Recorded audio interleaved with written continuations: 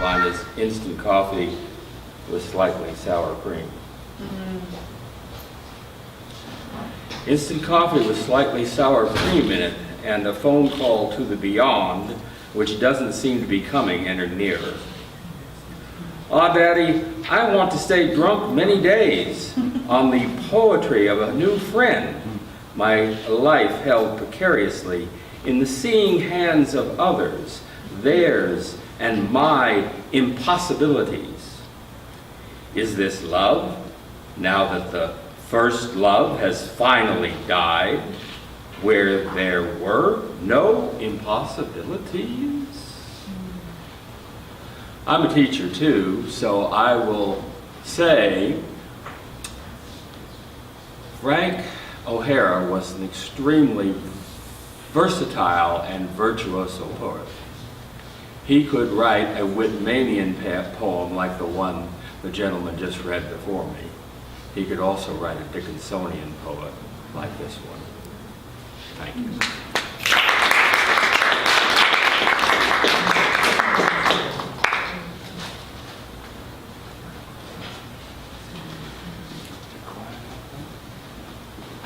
Keep it going here.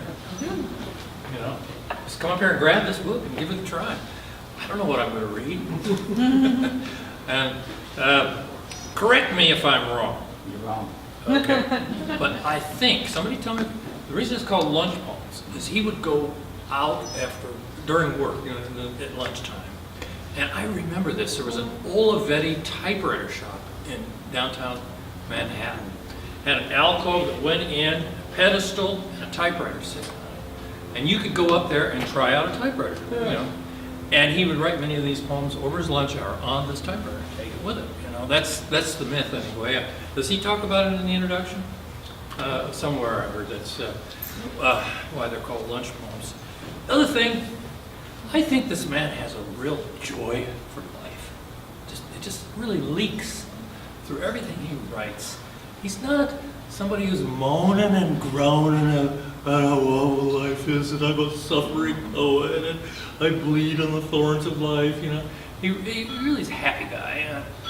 And he was a gay man. The word gay couple appears in this book, but that was before the word gay acquired its current meaning of a happy couple. I went back when this book was written. I think he's very happy to be a gay man in New York City and get away from some prejudice anyway and discrimination.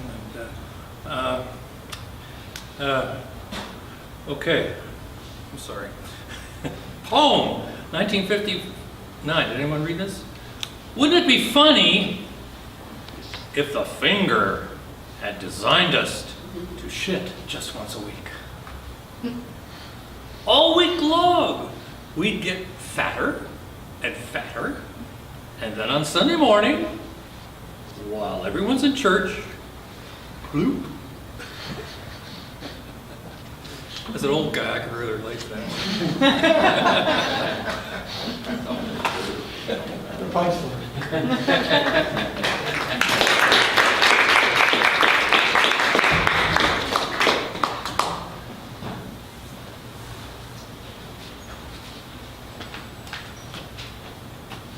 Of course, I forgot my glasses. Hotel Particular. How exciting it is not to be at Port Ligat, or learning Portuguese in Bilbao so you can go to Brazil. Eric Satie made a great mistake learning Latin. And the Brice Marine wasn't written in Sanskrit, baby. I had a teacher one whole summer, who never told me anything, and it was wonderful. And then there is the Bibliothèque Nationale, cuspidors, glasses, anxiety. You don't get crabs that way. And what you don't know will hurt someone else. How clear the air is, low the moon, how flat the sun, etc. Just so you don't coin a phrase that changes, can be rung on, like les neiges d'un printemps, and that sort of thing, oops, roll me over. Is this the hostel where the lazy and fun-loving start up the mountain?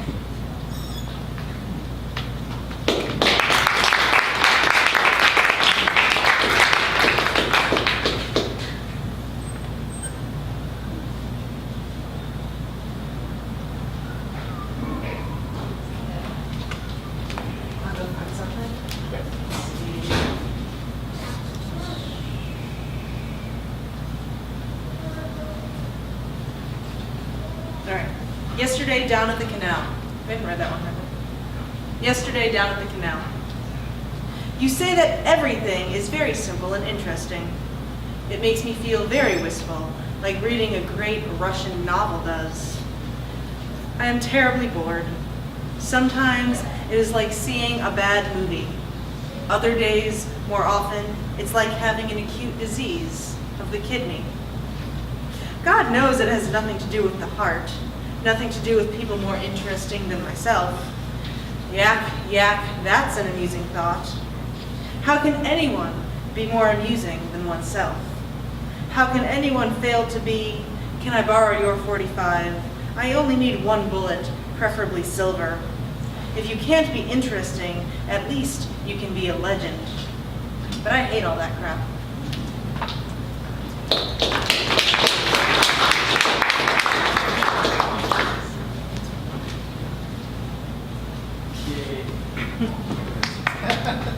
Music, obviously the theme. If I rest for a moment near the equestrian, pausing for a liver sausage sandwich in the Mayflower shop, the angel seems to be leading the horse to Bergdorf's, and I am naked as a tablecloth, my nerves humming. Close to the fear of war and the stars which have disappeared. I have in my hands only 35 cents. It's so meaningless to eat, and gusts of water spray over the basins of leaves like the hammers of a glass pianoforte. If I seem to you to have lavender lips under the leaves of the world, I must tighten my belt. It's like a locomotive on the march, the season of distress and clarity. And my door is open to the evening's midwinter's lightly falling snow over the newspapers. Clasp me in your handkerchief like a tear.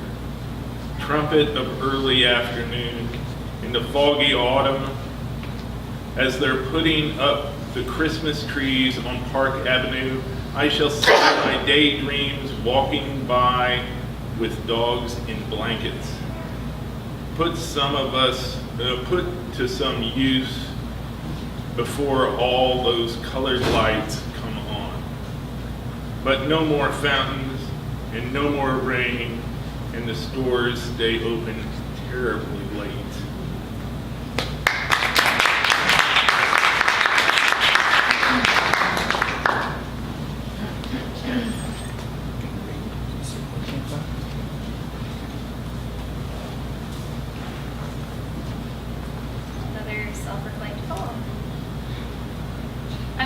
An armory combing its bronze bricks, and in the sky there was glistening rails of milk. Where had the swan gone, the one with the lame back? Now mounting the steps, I enter my new home full of gray radiators and glass, ashtrays full of wool. Against the winter, I must get a samovar, embroidered with basil leaves and Ukrainian mottos, to the distant sound of wings, painfully anti-wind. A little bit of the blue summer air will come back as the steam chuckles in the monster's steamy attack. And I'll be happy here, and happy there, full of tea and tears. I don't suppose I'll ever get to Italy, but I have the terrible tundra at least. My new home will be full of wood, roots and the like, while I pace in a turtleneck sweater repairing my bike. I watch the palisade shivering in the snow of my face, which had grown preternaturally pure. Once I destroyed a man's idea of himself to have him. If I'd had a samovar then, I'd have made him tea, and as hyacinths grow from a pot, he would love me. And my charming room of tea cozy is full of dirt, which is why I must travel to collect the leaves. Oh, my enormous piano, you are not like being outdoors. Though it is a cold, and you are made of fire and wood. I lift your lid, and mountains return, that I am good.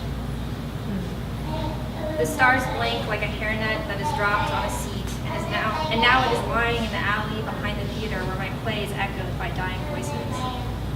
I am really a wood carver, and my words are love, which willfully parades in its room, refusing to move.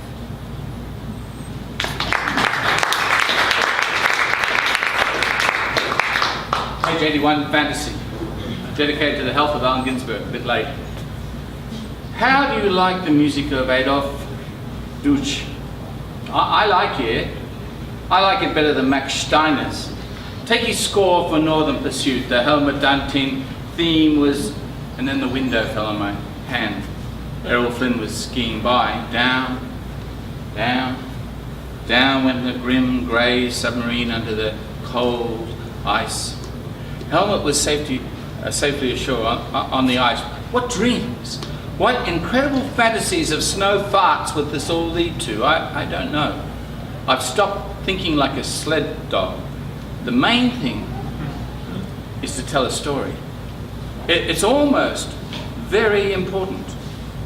I imagine throwing away the avalanche so early in the movie. I'm the only spy left in Canada, but just because I'm alone in the snow doesn't necessarily mean I'm a nut. Let's see. 2 aspirins, a vitamin C tablet, and some baking soda should do the trick. That's practically an Alka-Seltzer. Alan, come out of the bathroom and take it. I think someone put butter on my skis instead of wax. Ouch. The lean-to is falling over in the furs, and there's another fatter spy here. They didn't tell me they sent him. Well, that takes care of him. Boy, were those huskies hungry. Alan, are you feeling any better? Yes, I'm crazy about Helmut Dantin, but I'm glad that Canada will remain free. Just free. That's all. Never argue with the movies.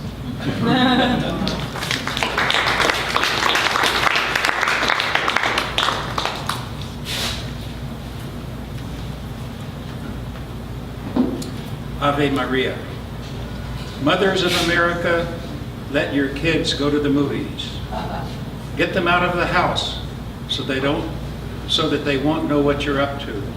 It's true that fresh air is good for the body, but what about the soul that grows in darkness embossed by silvery images?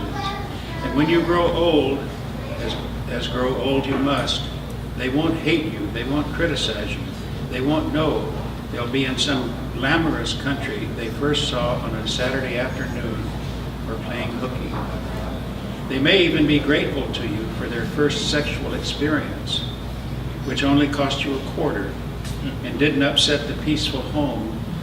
They will know where candy bars come from and gratuitous bags of popcorn, as gratuitous as leaving the movie before it's over, with a pleasant stranger whose apartment is near the Williamsburg Bridge. Oh, mothers, you will have made the little tykes so happy, because if nobody does pick them up in the movies, they won't know the difference. And if somebody does, it'll be sheer gravy. And they'll have been truly entertained either way, instead of hanging around the yard or up in their room hating you. Prematurely, since you won't have done anything horribly mean yet, except keeping them from the darker joys, it's unforgivable, the latter. So don't blame me if you won't take this advice, and the family breaks up, and your children grow old and blind in front of a TV set, seeing movies you wouldn't let them see when they were young.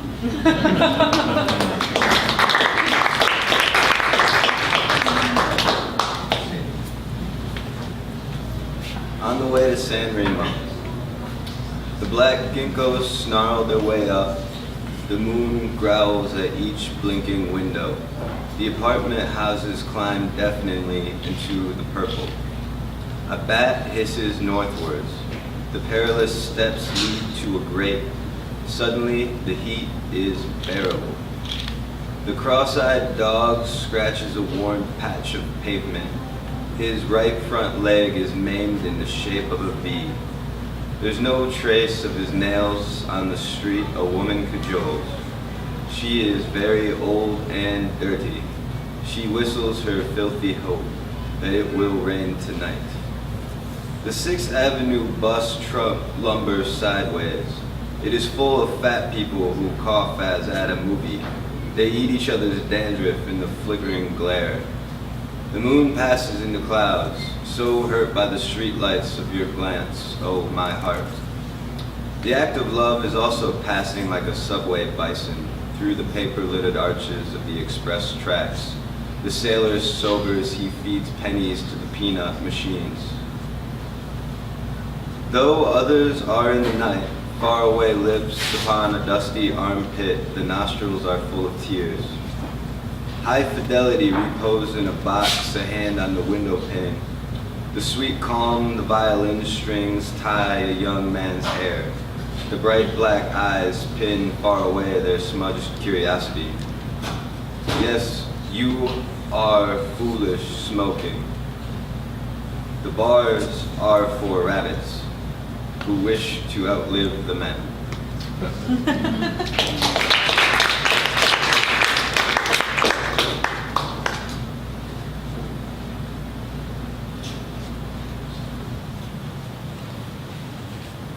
I'll read NAFTA. Anybody know what NAFTA was? Anybody come across NAFTA? Well, maybe the same stuff.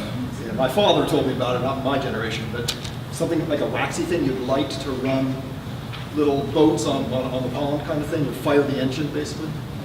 He always said they took it off the market because it exploded or it got stuck on your skin and burned like the dickens, something like that. Anyway, it was like a kid's thing when you were, scientific kids thing when you were in the 1930s and 40s. Okay, so this is NAFTA, which is page 31.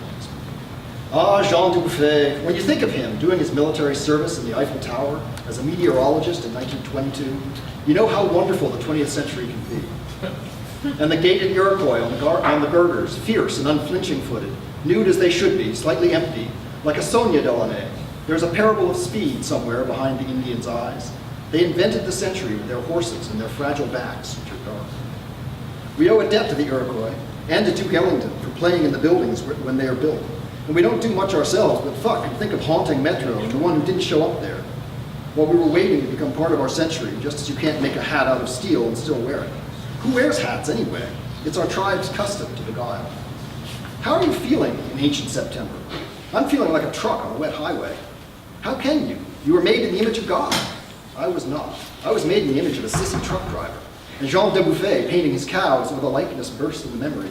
Apart from love, don't say it, I am ashamed of my century for being so entertaining, but I have to smile.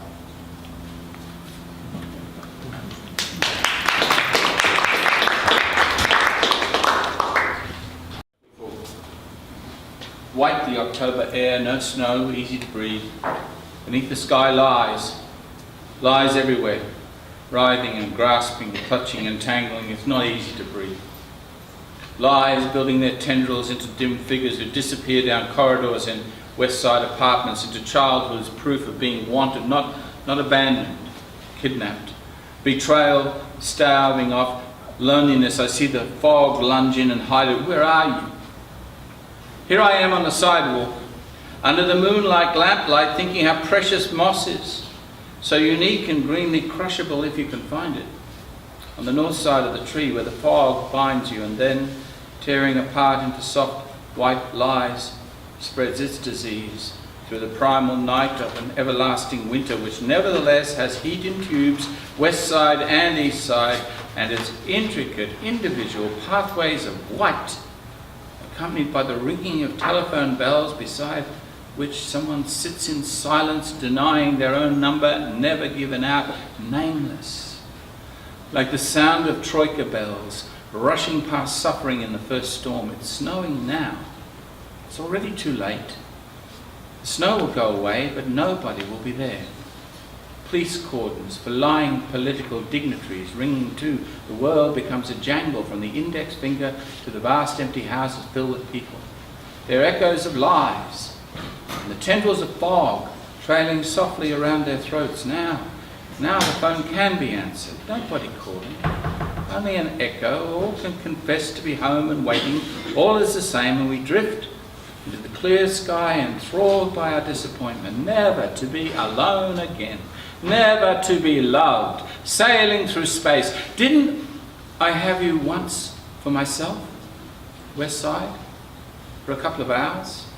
But I'm not that person.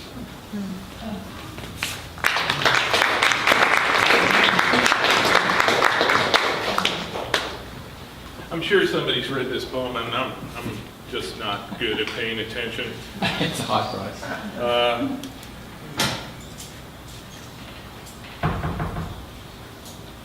It is Frank O'Hara's most anthologized poem. But most people don't know that on the back of a book that I published in the year 2000, the Hasty Papers, Alfred Leslie did a photographic impression, kind of narrative photographs of the day Lady died. So if you want to pass this around, it's very interesting and see how you think it fits in. It is 12:20 in New York, a Friday, 3 days after Bastille Day. Yes, it is 1959, and I go get a shoe shine because I will get off the 419 in East Hampton at 7:15 and then go straight to dinner, and I don't know the people who will feed me. I walk up the muggy street beginning to sun and have a hamburger and a malted and buy an ugly New World writing to see what the poets in Ghana are doing these days. I go on to the bank and Miss Stillwagon, first name Linda, I once heard, doesn't even look up my balance for once in her life, and in the Golden Griffin, I get a little Verlaine for Patsy with drawings by Bonnard, although I do think of Hesiod, translated Richard Lattimore, or Brendan Behan's new play, or Le Balcon or Les Negres of Genet, but I don't. I stick with Verlaine, and practically going to sleep with quandriness. And for Mike, I just stroll into Park Lane liquor store and ask for a bottle of Strega, and then I go back where I came from on to 6th Avenue and to the tobacconist in the Ziegfeld Theater and casually ask for a carton of Galaces and a carton of Picayunes and a New York Post with her face on it. And I am sweating a lot by now and thinking of leaning on the John door in the 5 spot while she whispered a song along the keyboard to Mal Baldwin, and everyone and I stopped breathing.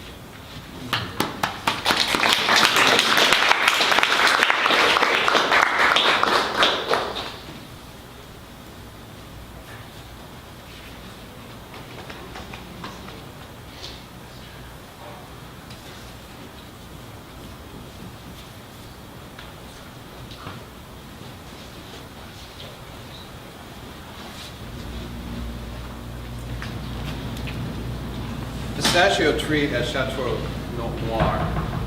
Beaucoup de musique classique et moderne, Guillaume, and not as one may imagine, it sounds not in the ear. What went was attributed to wandering aimlessly off. What came arrived simply for itself and inflamed me. Yet I do not explain what exactly makes me so happy today, any more than I can explain the unseasonal warmth of my unhabitual heart pumping vulgarity, the blood of another, I loved another, and now my love is other. My love is in the movies downstairs, and yesterday bought ice cream and looked for a pigeon-menaced owl, my Guillaume, OS2 Guillaume, comme la musique. And like the set for Rigoletto, like the set for Roma, like so many sets, one's heart is torn like Hermann's spacious haunts where tenors walk in pumps and girls in great big hats or none at all. Or perhaps he recorded the panorama of hills and valleys before the strangely naked, and rain is turning the set into a dumpling. Wherever I see a while, I seem to lose a little time, and gradually my feet dragging, I slow down the damn bus. It is because of you, so I can watch you smile longer. That's what the spring is, and the elbow of noon walks. Where did you go? Who did you see? The children proclaim. And they too gradually fill the sepulchre with dolls, and the sepulchre jumps and jounces and turns pink with wrath.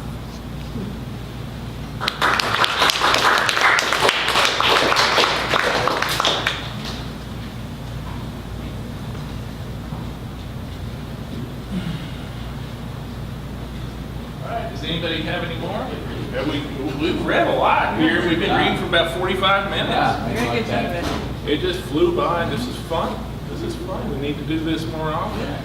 Thank you all for coming out. Now the food's going to come out. I know you've enjoyed the cake, but remember, everything in the store that's for sale is 25% off.